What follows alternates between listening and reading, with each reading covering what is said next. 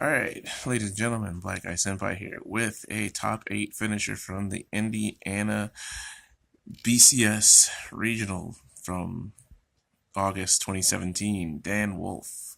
Dan, what did you place? Seventh. Uh, Alright, and what did you play? Freezeray Messiah. Alright, let me see the deck. Alright, so we start off with 4 of the Persona crit, Blink Messiah. It's pretty standard, no arguments. Next, I run 4 Paradigm Shift Dragon. This is a semi-aggressive deck, so you generally want to run at least 8 crit. This is also a recyclable crit, and it has another effect that never is used, so no one cares. Next, we have 4 draw. Some people like to run only 2 draw, or even no draw, for extra crit, but since this is a combo-based deck, I like the extra draw.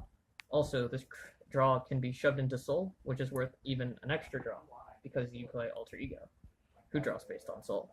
Finally, I run 4 of the new Keel. That works with the new G-Guard, because it'll give you a counter charge that you might need.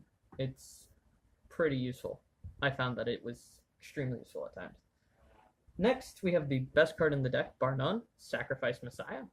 This is a automatic 4 of. I would run it at 8 if I could. It's that good. Next, we run 4 perfect cards, because we're not bad at the game. We run 4 stride fodder. Now, some people run 3, especially if they run 8 grade 3s, but it's a stride based deck, so I really like running 4. For the just in case, I get it.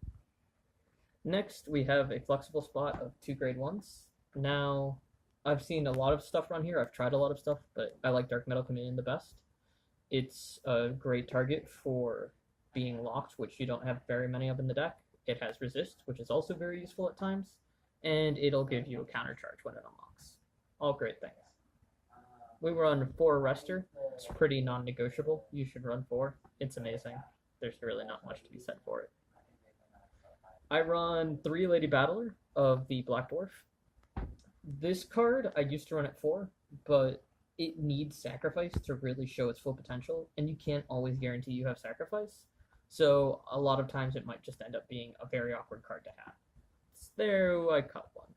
And then I went back to an old favorite, which would be Gravity Well and 2 Awakings. I'm showing these cards together because they basically should be work together. You'll use Lady Battler to lock Awaking, which will then restand Lady Battler. It's one of the oldest combos in the deck, and it's very reliable. I've tried a lot of other grade 2 stuff, such as Mobius, Sulfur, but I found that having those 2 together was very effective. Now we come to the boss of the deck, Freezeray. A lot of people say that it's Alter Ego Messiah, but the deck's called Freezeray Messiah, not Messiah Freezeray. It's 4 Freezeray, non-negotiable. This guy, he's great. He sucks. He stops a lot of decks like Wise Man Loop, Crazy 8. He can keep Luard locked down. He can stop Gears from doing shenanigans.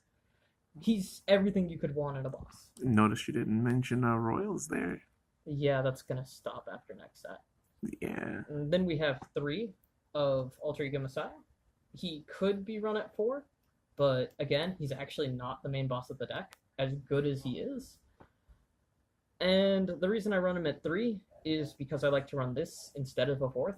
I will draw Alter Ego whenever I need him, especially with Neon Messiah. Whereas Lady Attacker of the Vacuum Collapse is a 14k attacker, which is very nice. She also can't be locked by effects, which is useful in the mirror match. And if you want to run Spaghetti Messiah, Transels, but even without that, she's still pretty good, I found. She's actually won me games, especially in the tournament. For Stride Zone, run Seabreeze, because you're not bad at the game. There's really not much more to be said. Run 2 Big Crunch. I've seen a lot of people run Transels instead of Big Crunch, but since my primary ride target is Freezeray, there's no real way to lock your opponent's units except for Big Crunch. A lot of the times this will be my first or second stride, depending on if I G-Guard or not. You run 4 Flagiolet, because the way I play the deck is lock out the opponent, not aggressively attack and burn through everything I have. And this will work really well with Big Crunch. He'll Omega lock your opponent's units. I don't think many people will say that you shouldn't run 4. Then I run 2 Exilix and 3 Amnesty Messiah. These go well with each other, though Exilix needs at least one more Amnesty than there is. These are your finisher cards, especially Exilix. I've seen people cut an Exilix and an Amnesty, or just one Exilix, but I found the finishing power to be incredibly useful. Finally, you have 4 cards left, which I put all into G cards.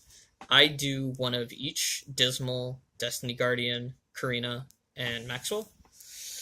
Destiny Guardian and Karina work really well, as does Destiny Guardian and Maxwell, and I like Dismal just because it's kind of cute. I should see people running 5G cards, especially a second Karina, but well, she's $15 right now, so I'll stick with 1. And that's pretty much the deck.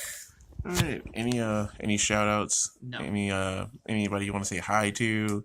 No. Nobody that co-drove with you, or I mean, nope. This was a complete and total solo effort. There was no help involved, certainly not from any senpai. Nope. Anybody that you met at the tournament that was pretty cool? I mean, Jaime was nice to meet. It's fun to play him. He's a really good player. And Garmor was fun to play against. Oh, you played against the Garmor deck. Okay. All right. Well, ladies and gentlemen, that's it. We'll see you next time.